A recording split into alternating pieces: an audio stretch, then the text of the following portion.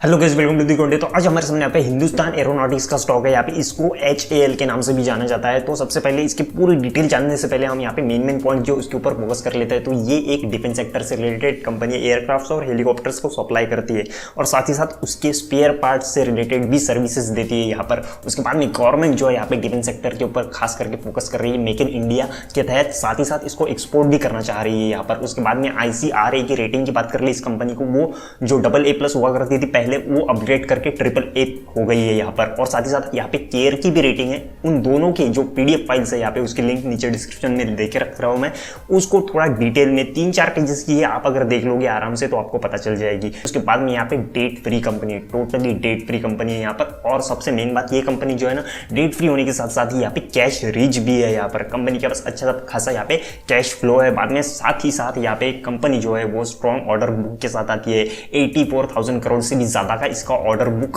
हो चुका है अभी का। यहाँ पे इस साल की बात कर ले, फर्स्ट क्वार्टर की बात कर ले, यहाँ पे जून क्वार्टर जो हो चुका है उसकी। बाद में गवर्नमेंट जो है यहाँ पे, गवर्नमेंट ने यहाँ पे क्लियर कर दी है तेजस फाइटर से रिलेटेड डील जो हुई थी यहाँ पे 83 तेजस फाइटर्स इनको सप्लाई करने गवर्नमेंट को, वो डील जो थी वो 48,000 करोड़ की थी। तो ये सारे के सारे जो है ना इसके मेन प्लस पॉइंट्स हो गए। तो भी इस कंपनी की यही सारे पॉइंट जो है हम डिटेल में डिस्कस करेंगे।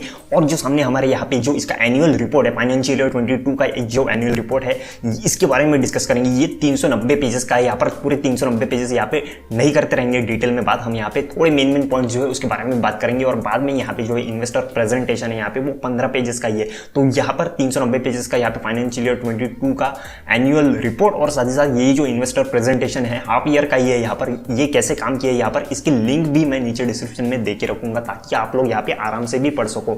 और साथ ही साथ मैं जो आपको समझाऊंगा वो भी आपको यहाँ पे सारी चीजें समझ में आती रहे। तो ये सारी चीजें हम आगे वीडियो में डिस्कस करेंगे। लेकिन उससे पहले आप लोग एक काम कर दो, वीडियो को लाइक करो, चैनल को सब्सक्राइब करो, बेल आइकन को हिट कर दो। और इस वीडियो से रिलेटेड कोई भी क्वेश्चन या क्वेरी होगी ना तो नीचे कमेंट जरूर करना और लाइक पक्का कर देना, क्योंकि आने वाला नेक्स्ट वीडियो बनाने के लिए हमको थोड़ा सा मोटिवेशन यहाँ पे मिल जाता है। तो लाइक पक्का कर देना। तो भी सबसे पहले इस न्यूज़ के ऊपर फोकस करते हैं। लोकमत की न्यूज़ है यहाँ पर, मराठी में। यहाँ पर शायद आप लोग को समझ में ना आए, लेकिन मैं समझाने की कोशिश करता हूँ। यहाँ पे फाइनेंशियल ईयर 22-23 के पहले ही मंथ में, यहाँ पे पहले ही 3 मंथ में यहाँ पे 1300 करोड़ से भी ज़्यादा का यहाँ पे एक्सपोर्ट कर चुकी है हमारा इंडिया। जो यहाँ पे जितनी भी कंपनीज है इंडिया के अंदर, वो एक्सपोर्ट कर चुका है डिफेंस सेक्टर से रिलेटेड जितने भी प्रोडक्ट्स है उसको। लेकिन यहाँ पे कितने कंट्रीज को यहाँ पे कर चुका है, ये अभी करता भी है, यहाँ पर करने वाला है, आगे भी करता रहेगा। ये 75+ कंट्रीज जो है यहाँ पे इंडिया, वो यहाँ पे डिफेंस रिलेटेड प्रोडक्ट जो है वो सप्लाई करता है। उसके बाद में फाइनेंशियल ईयर 21-22 की बात कर ले यहाँ पे, तो 12,000 करोड़ से भी ज़्यादा का, 12,800 करोड़ से भी ज़्यादा का यहाँ पे एक्सपोर्ट कर चुकी है हमारी कंट्री यहाँ पर। उसके बाद में गवर्नमेंट जो है यहाँ पे 35,000 करोड़ का ये टारगेट रख रही है फाइनेंशियल ईयर 25 तक, कि 35,000 करोड़ का आंकड़ा क्रॉस करना है एक्सपोर्ट के मामले में। लेकिन यहाँ पर पिछले कुछ साल का भी आंकड़ा यहाँ पे देख ले, फाइनेंशियल ईयर 16, 20, 22, 21, सॉरी ये जो आंकड़ा है ना थोड़ा सा यहाँ पे गलत हो गया, यहाँ पे 21 होना चाहिए था, यहाँ पे 22 होना चाहिए था। तो लेकिन फाइनेंशियल ईयर 16 की देख ले यहाँ पे, तो 2,000 करोड़ का भी आंकड़ा क्रॉस कर चुका था। उसके बाद में कंटिन्यूसली ये बढ़ता गया। यहाँ पर फाइनेंशियल ईयर 21 होना चाहिए था, जो यहाँ पे चला गया है। सॉरी ये थोड़ा सा मिस्टेक हो गया, मिसप्रिंट हो गया उन लोग का यहाँ पे। तो ये आंकड़ा यहाँ पे 8,000 करोड़ का क्रॉस कर गया। आपको लग रहा होगा यहाँ पे फाइनेंशियल ईयर 20 में तो इससे ज़्यादा था, लेकिन यहाँ पे कोरोना का वक्त था, इस वजह से थोड़ा सा आंकड़ा कम हो गया है। लेकिन उसके बाद में यहाँ पे फाइनेंशियल ईयर 22 की बात कर ले, तो यहाँ पे फाइनेंशियल ईयर 22 में यहाँ पे 12,800 करोड़ का आंकड़ा क्रॉस कर गया। और यहाँ पे जैसे देख रहे हैं आप लोग कि पहले ही 3 मंथ्स में यहाँ पे आंकड़ा जो है 1,300 करोड़ का भी क्रॉस कर चुकी है हमारी कंट्री यहाँ पर। तो ये सारी चीज़ें जो है यहाँ पर हो रही है, ये बहुत बढ़िया हो रही है। उसके बाद में यहाँ पे हम कुछ लीडिंग कंपनीज जो है यहाँ पे इंडिया के अंदर, जो गवर्नमेंट से रिलेटेड है, यहाँ पे गवर्नमेंट का मैक्सिमम स्टेक है उसके अंदर, उसकी बात कर ले तो HAL की तो बात हो ही रही है यहाँ पर। बाद में भारत डायनामिक्स की बात कर ले, BEML की बात कर ले, मज़गांव डॉक की बात कर ले, कोचिन शिपयार्ड की बात कर ले, गार्डन रिच एरिया की बात कर ले। ये सारी की सारी जो कंपनीज है ना डिफेंस सेक्टर से रिलेटेड है और गवर्नमेंट कंपनीज है, यहाँ पर बहुत अच्छा खासा यहाँ पे प्रॉफिट जनरेट कर रही है। और साथ ही साथ यहाँ पे डेट फ्री है, कैश रिच कंपनी है। और जो गवर्नमेंट यहाँ पे इसको सपोर्ट कर रही है डिफेंस सेक्टर को, कि मेक इन इंडिया ही होना चाहिए और इसको एक्सपोर्ट भी करना है, ना कि सिर्फ हम यहाँ पे इस्तेमाल करेंगे। तो ये सारी चीज़ें इसके अंदर हो रही है। आप लोगों ने इस चीज़ के ऊपर फोकस करना चाहिए। इस चीज़ के ऊपर मतलब सिर्फ हिंदुस्तान एरोनॉटिक्स के ऊपर ही बात नहीं कर रहा हूँ, हम यहाँ पे आगे भी बात करेंगे। जो आने वाली कुछ वीडियोज़ होंगे अगले हफ्ते में आएंगे, भारत डायनामिक्स के भी होंगे, BEML के भी होंगे, मज़गांव डॉक के भी होंगे, कोचिन शिपयार्ड के भी होंगे और गार्डन शिपयार्ड के भी होंगे। तो ये सारे के सारे जो स्टॉक्स है इसके बारे में भी हम आगे बात करेंगे। लेकिन अभी फिलहाल वापस से बढ़ते बढ़ते हैं हमारे हिंदुस्तान एरोनॉटिक्स के ऊपर। तो ये न्यूज़ दिखाने का यही मकसद था कि हमारे जो इंडिया के अंदर है, जो डिफेंस सेक्टर है, वो यहाँ पे प्रोडक्ट्स बना तो रहा है मेक इन इंडिया के अंतर्गत, खुद भी इस्तेमाल करेंगे और साथ ही साथ यहाँ पे एक्सपोर्ट भी करेंगे। इसी वजह से डिफेंस सेक्टर के सारे स्टॉक्स जो है यहाँ पे बहुत आगे बढ़ रहे हैं। और इस न्यूज़ के ऊपर भी हम यहाँ पे फोकस कर लेना कि मतलब यहाँ क्या हो रहा है कि यहाँ पे HAL जो है यहाँ पे फाइनेंशियल ईयर 25 तक जो इसका टोटल रेवेन्यू है उसका 10% इसका एक्सपोर्ट से ही आना चाहिए, ऐसा एम रख रहा है। तो आप लोग सोच सकते हो कि HAL को इनका जो मैनेजमेंट है कितने आगे ले जाने की तैयारी रख रहा है। साथ ही साथ हमारी गवर्नमेंट भी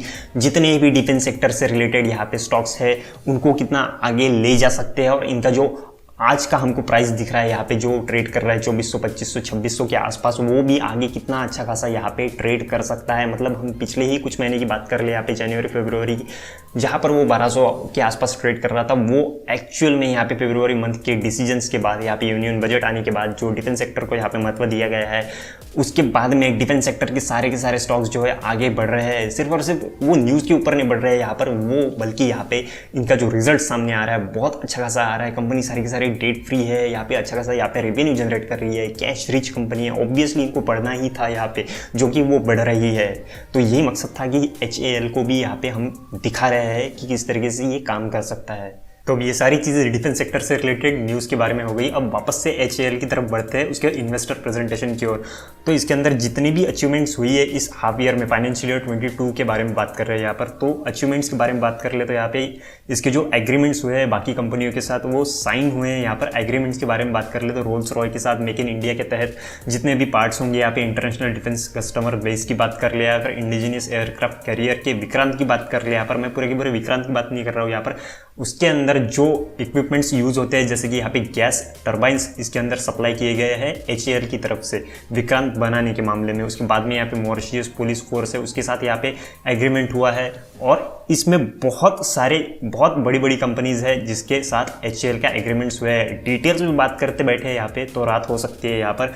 जैसे कि यहाँ पे अलायंस एयर एविएशंस की बात कर ले, उसके साथ भी हुआ है। उसके बाद में इसरो की बात कर ले, इसरो की बात सेमी क्रायोजेनिक प्रोपेलेंट टैंक जो होती है यहाँ पर, वो भी इसरो को HAL ने सप्लाई की है। ये सारी की सारी यहाँ पे एरोनॉटिकल्स डेवलपमेंट अथॉरिटी है, उसको भी यहाँ पे सप्लाई किया गया है। एयरक्राफ्ट से रिलेटेड जितने भी छोटे छोटे इक्विपमेंट्स भी होते हैं या फिर टर्बाइंस की बात कर ले वो भी होती है, वो सारी की सारी चीज़ें यहाँ पर हिंदुस्तान एरोनॉटिकल्स ने यहाँ पे वो सप्लाई की है। ये इसकी लिंक जो है यहाँ पे इन्वेस्टर प्रेजेंटेशन है, इसकी लिंक मैंने डिस्क्रिप्शन में दे के रखी है।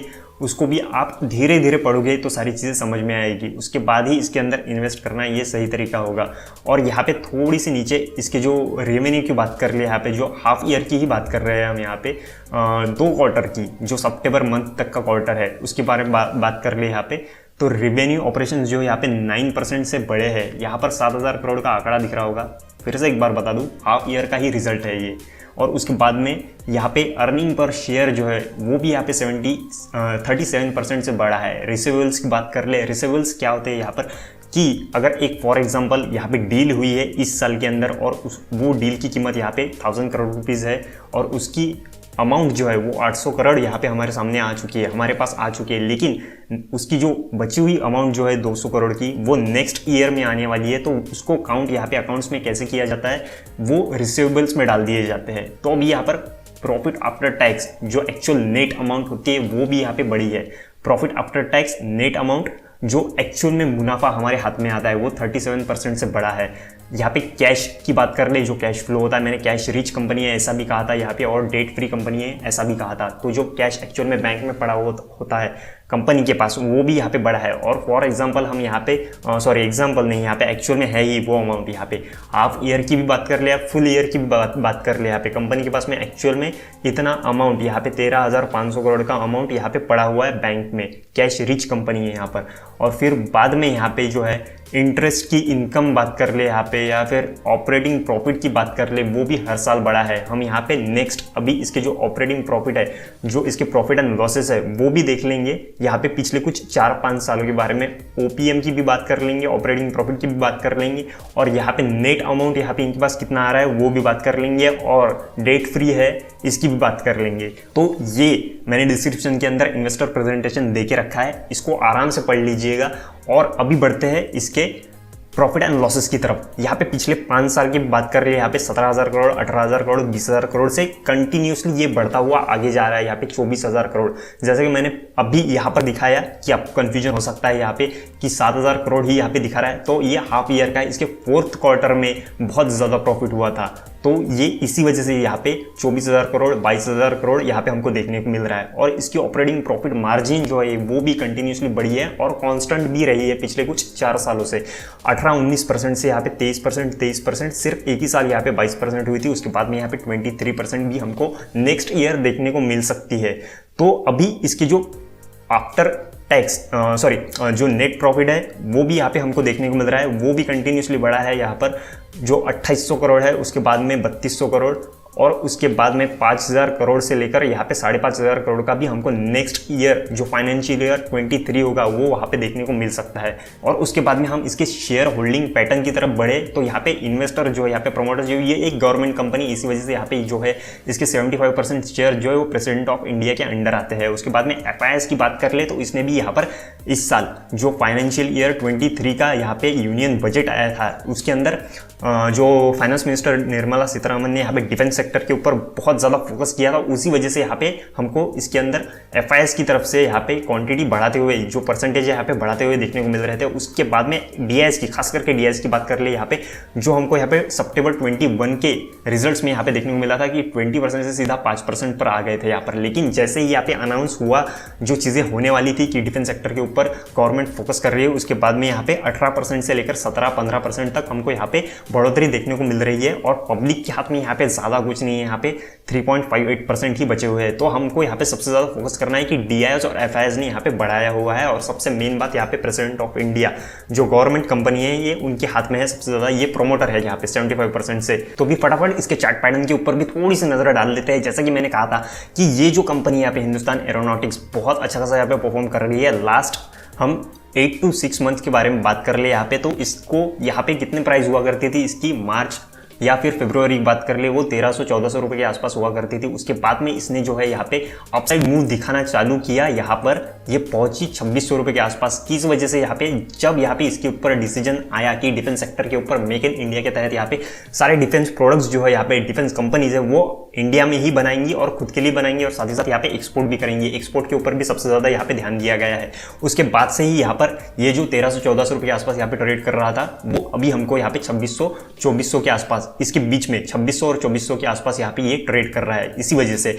और यहाँ पे इसके पिछले जो कुछ महीने हो गए यहाँ पर जो फाइनेंशियल ईयर 21, 20, 19 ये हो गए, ये सारे के सारे यहाँ पर कहाँ पे देखने को मिल रहा है हमको, यहाँ पे ये 1000 रुपये के आसपास ही देखने को मिल रहा है। मतलब पिछले 3 साल तक ये 1000 रुपये के आसपास, 1200 रुपये के आसपास यहाँ पे ट्रेड कर रहा है। सिर्फ और सिर्फ 7 से 8 महीने के अंदर ही हमको ये इसके अंदर बहुत बड़ा यहाँ पे गैप देखने को मिल रहा है कि ये इतना ऊपर चला गया है। यहाँ पर 1200-1300 रुपये के आसपास से यहाँ पे सीधा 2600 रुपये के आसपास चला गया है। इसी वजह से सभी लोग यहाँ पे इसके ऊपर फोकस कर रहे हैं, साथ ही साथ FIS, DIS भी इसके ऊपर फोकस कर रहे हैं, जैसे कि मैंने अभी शेयर होल्डिंग पैटर्न के अंदर बताया। तो ये चीज़ भी आप लोगों ने ध्यान में रखनी है। और अभी इसके फ्यूचर के बारे में बात कर ले तो यहाँ पर मैंने वीडियो की शुरुआत में ही कहा था कि इसकी ऑर्डर बुक जो है वो 84,000 करोड़ की हो चुकी है इसके पहले ही क्वार्टर के अंदर, फाइनेंशियल ईयर 22 के पहले ही क्वार्टर के अंदर, और यही क्रॉस कर जाएगी फाइनेंशियल ईयर 23 खत्म होते होते 1 लाख करोड़ क्रॉस कर जाएगी। यहाँ पर ये चीज़ इसके अंदर हो सकती है। इसी वजह से इसके ऊपर लोग ज़्यादा भरोसा कर रहे हैं और इसका जो स्टॉक है यहाँ पे 1200 रुपये से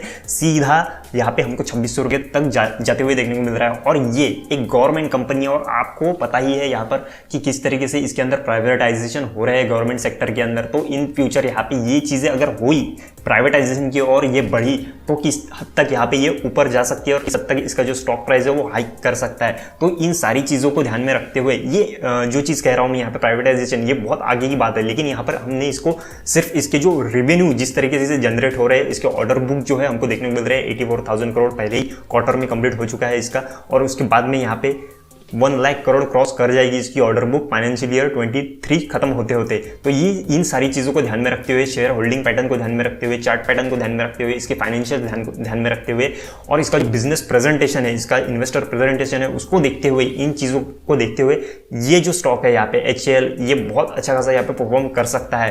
तो आप लोगों ने इसका जो इन्वेस्टर प्रेजेंटेशन है, एनुअल रिपोर्ट है, इन सभी चीज़ की मैंने लिंक डिस्क्रिप्शन में देके रखी है, तो अच्छी तरीके से यहाँ पे स्टडी करो, टेक्निकली भी एनालिसिस करो और फंडामेंटली भी एनालिसिस करो। और इसके जो केयर रेटिंग है और ICAR की रेटिंग है उसकी भी लिंक डिस्क्रिप्शन के अंदर देके रखिए, उसको भी स्टडी करो। तो इस वीडियो को मैं यहीं पर खत्म करता हूँ। वीडियो अच्छा लगा, काम पे लगा तो इसको लाइक करो, चैनल को सब्सक्राइब कर दो, बेल आइकन को हिट कर दो। और इस वीडियो से रिलेटेड कोई भी क्वेश्चन या क्वेरी होगी तो नीचे कमेंट जरूर कर देना और इस वीडियो को लाइक पक्का कर देना, क्योंकि आने वाला नेक्स्ट वीडियो बनाने के लिए हमको थोड़ा सा मोटिवेशन यहाँ पे मिल जाता है। तो लाइक पक्का कर देना। तब तक के लिए टाटा, स्टे अलर्ट।